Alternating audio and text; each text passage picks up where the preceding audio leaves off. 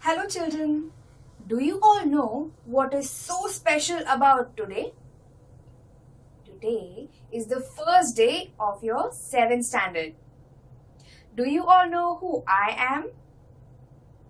I am your teacher and my name is Atira. Do you all like to sing, dance and listen to stories? If yes, hop into this magical world of English with me. Before we begin, do you all know what a tongue twister is? A tongue twister is a sentence which is very difficult to say out loud. Yes. Today we will try to say a tongue twister. Are you all ready? Let's go. So the tongue twister is, she sells seashells on the seashore.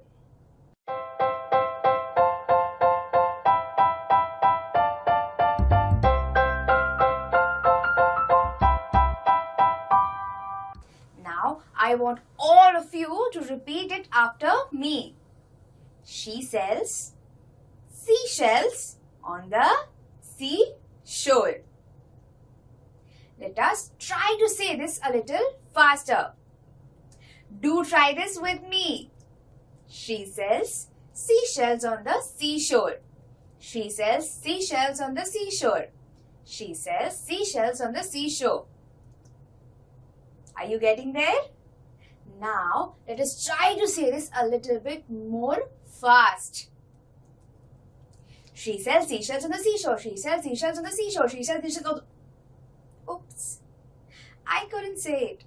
But I am sure that with practice, we will all be able to say this. Did you all have fun saying the tongue twister with me? Make sure you practice this at home. I hope you all had fun saying the tongue twister with me. We all know that words are very important for a language. So now, we will learn some new words. I want all of you to listen to me carefully. Our first word is mournfully. Mournfully. Mournfully. Our second word is mount. Mount. Mount. Our third word is mighty. Mighty. Mighty. Our fourth word is glorious. Glorious. Glorious. Our fifth and the last word is dazzling. Dazzling. Dazzling. I hope you were able to listen to all these words carefully. Now I will show you all a small video. You have to look at the video very carefully.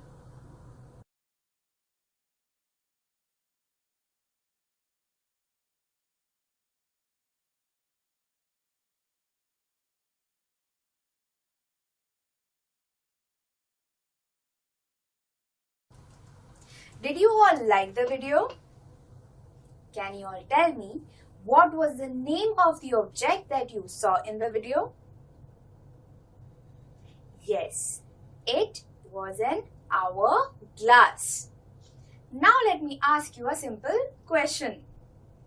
Have you ever tried holding sand in your hand? What happened when you tried to hold it? Yes, it slips. No matter how hard you try to hold sand, it slips. This brings me to my next question.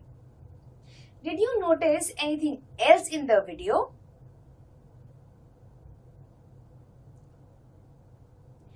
Time, like the sand in the video, does not wait or stop for anyone, no matter how much we try to stop it.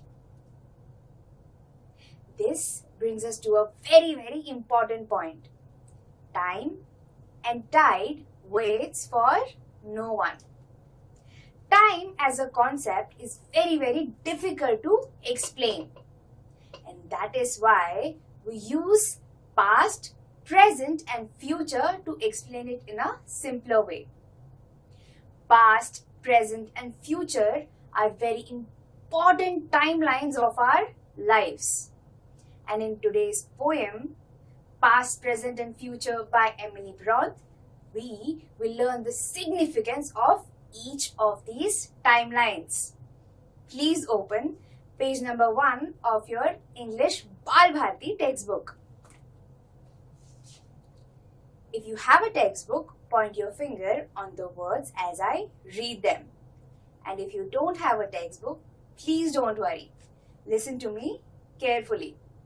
While we are reading the poem, I want all of you to pay attention and find the 5 words that we had learned earlier today.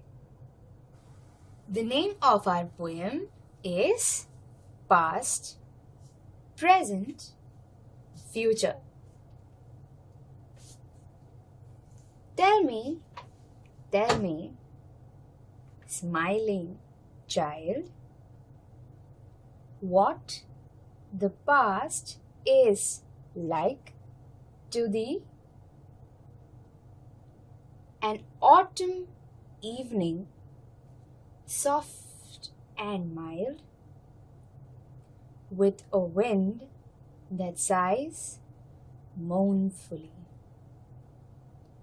Children, can you all see any of the 5 words that we had learned earlier today?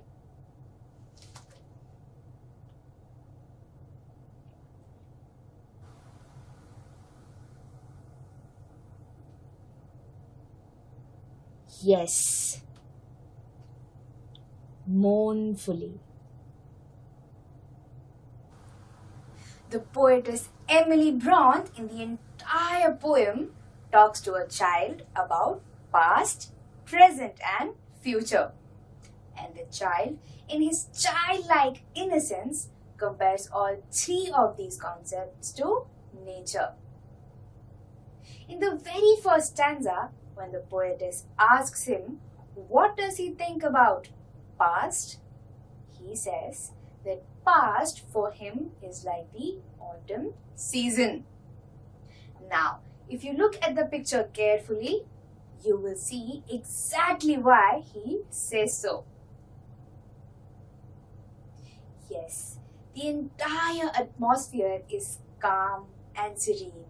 There are leaves falling down. The wind is gushing by slowly and mournfully. Mournfully means sadly. Autumn is also used to compare to past because we should remember our past in calmness and wonder. We should not think of our past as something to regret. We should always look at it in wonder. Now, the very fact that autumn is used to compare to past is very interesting. This means that winter is right around the corner. Do you want to know why I said that winter is right around the corner? Let us lead ahead to find out. Tell me, what is the present hour? A green and flowery spray where a young bird sits gathering its power. to mount and fly away. Children, can you see any of the rest of the 5 words that we had learnt earlier today in this stanza?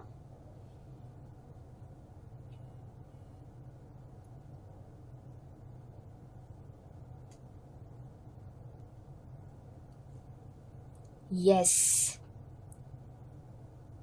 Mount.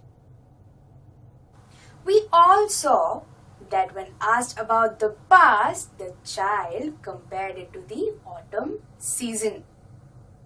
Now, in the second stanza, when he was asked about the present, he compared it to springtime. He says that present for him is green and flowery. By this, he means that present for him is fresh and joyous. When he says that a young bird is gathering its power to mount and fly, he means that present is filled with potential and opportunities. And all of us must take full advantage of all the opportunities that come to us.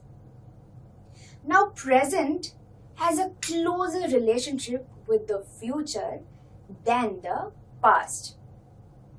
This is because it's our present that shapes us for our future. It's the present where we plan and work very hard for our future. Just like the bird who is gathering its power to mount and fly. All of this has made me very excited to know about the future. So let us read and find out exactly what future is about. And what is the future, happy one?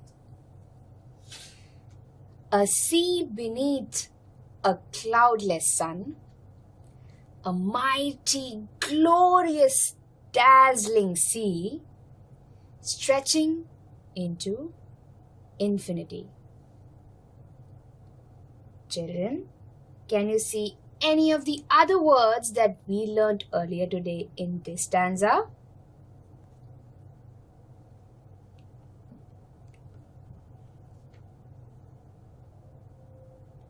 Yes. Mighty, glorious, and dazzling.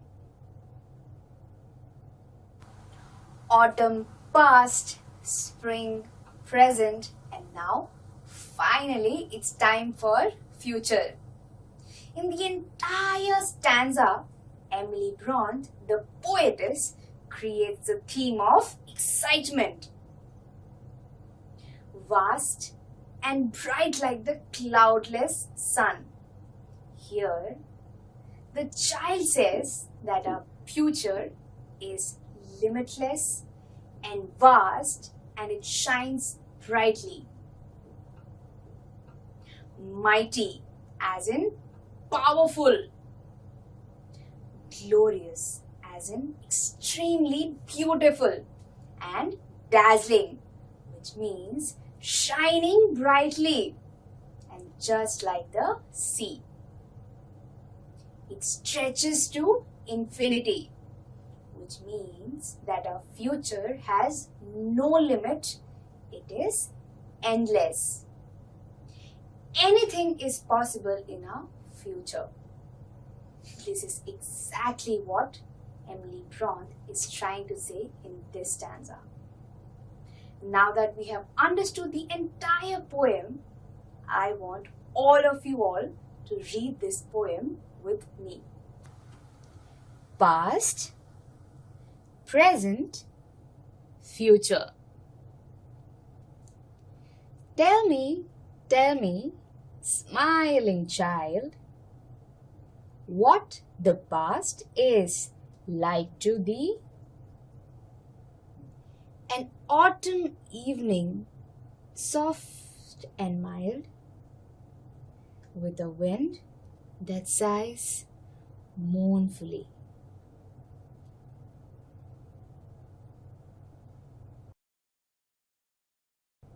Tell me, what is the present hour?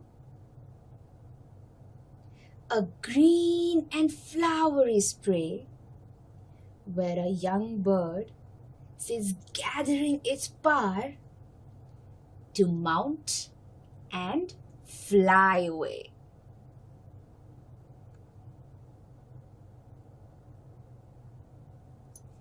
And what is the future, happy one?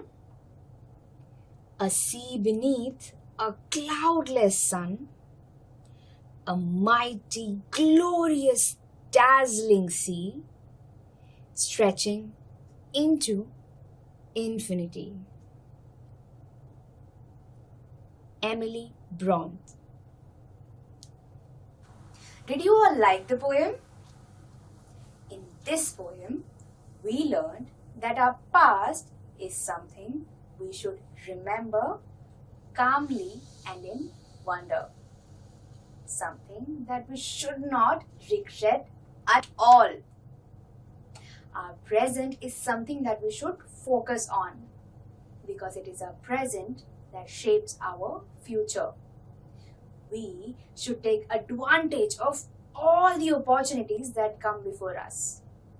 And it's our present that we should plan and work extremely hard. Now that we finally come to our future, we learned that the future is not something that we should be nervous or anxious about, but it is something that we should look forward to, something we should approach with an open mind. Today, we learned a wonderful poem. Now, let's all do an activity. On your screen, you will see some sentences. You have to look at these sentences carefully and identify which of these sentences is a simile and which of them is a metaphor. Sounds a little confusing, right? Let me explain these concepts to you. Our first concept is simile. Simile is a comparison between a person or thing, but here the comparison is between a quality that they have in common. For example, Rahul is as tall as a tree. Here, the quality that Rahul and tree have in common is tall. Rahul is as tall as a tree. Now let's move to our second concept, metaphor. Metaphor is used to compare a person or thing to another person or thing. But the catch here is that metaphor is used to directly compare, but we have to guess the quality.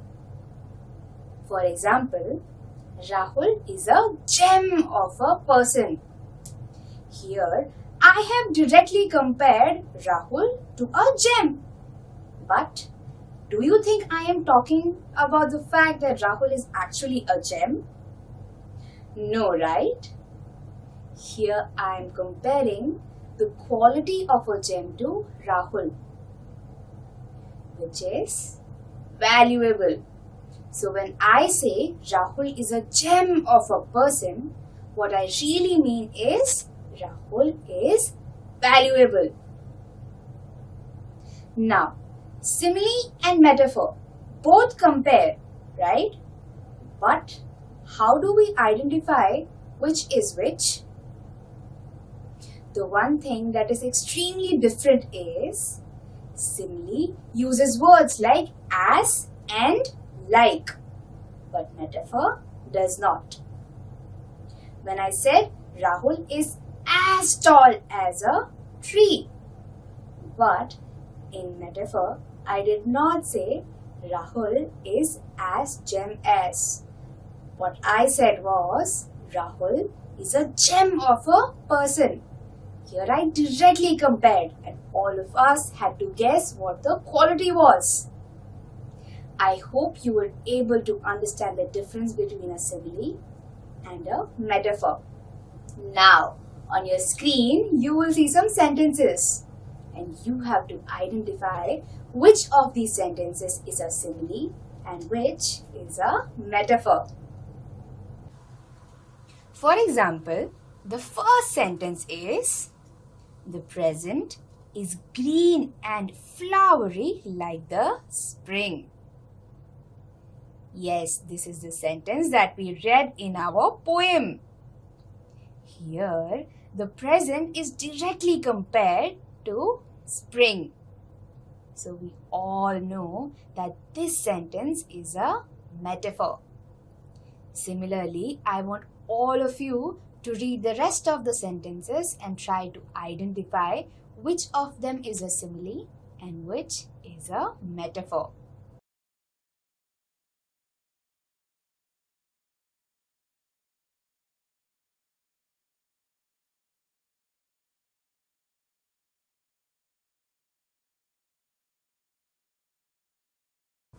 Now let us look at the answer. Our second sentence is, Smita is as brave as a lion. We see as brave as a lion here. So it's very clear that this is a simile. Now let us move to our next sentence. The baby's smile is as bright as the sun. Again, here the baby's smile is compared to the quality of the sun, which is bright. And here the words as bright as is used. So this again is a simile.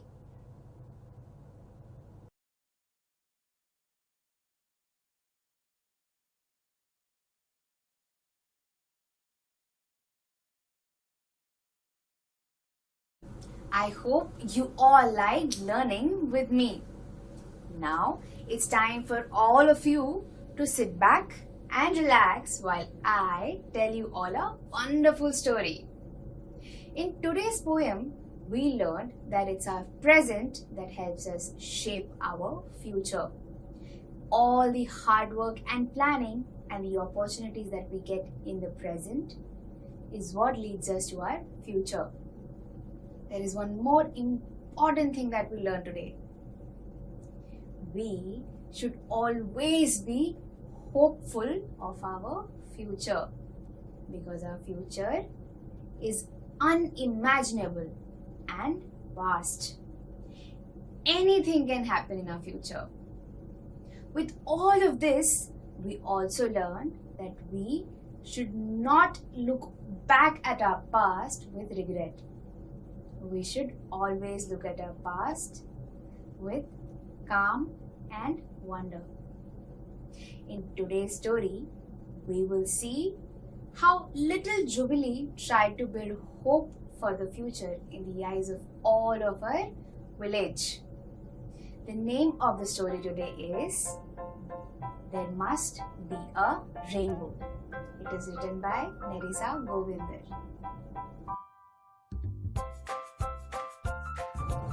In the kingdom of Zulu, there was a magnificent place called the Valley. A little girl, Jubilee, lived in this village. Jubilee was a very happy child. She was curious and fascinated about life. She always had a lot of questions.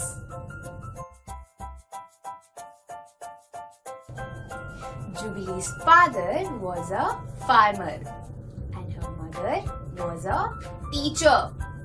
Both her mother and father always taught Jubilee to dream big. Her biggest dream was to help others. Everyone in the valley was Jubilee's friend, especially the elders. They taught her about all the wise people that lived in the village. Jubilee also wanted to be wise. One awful day, clouds began gathering over the valley. Everything became dark and grey. An ugly storm swept across the valley.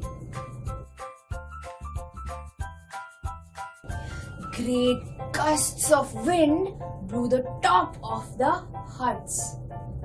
All the animals lost their homes, and everyone around the village also lost their homes. It was a very, very sad day for the valley. All the crops were ruined, all the animals had lost their homes, all the villagers lost their huts. Everything in the village was a mess. All the villagers were screaming and crying in pain. But that's exactly when Jubilee remembered something her father had once told her. What do you think her father had told her?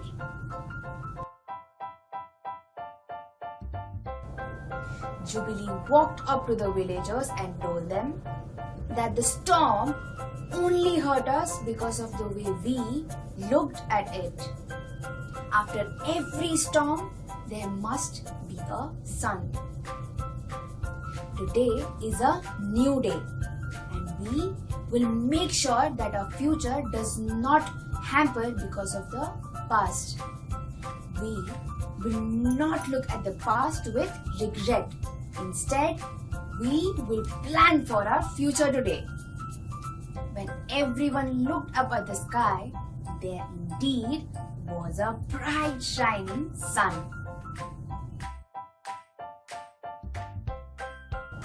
Everyone began nodding in approval. And that's when Jubilee told them that after every single storm, there must be a rainbow. And just then, a beautiful rainbow spread across the sky. I hope you all like this story. Today, we learned a lot of wonderful things. Now, let me try to sum our session up using a quote from Kung Fu Panda. Yesterday is history. Tomorrow is a mystery. And today is a gift. That's why it is called present. Now, I want all of you to share this quote with your family and friends. I will see you all in the next session. Until then, stay home, stay safe, and bye-bye.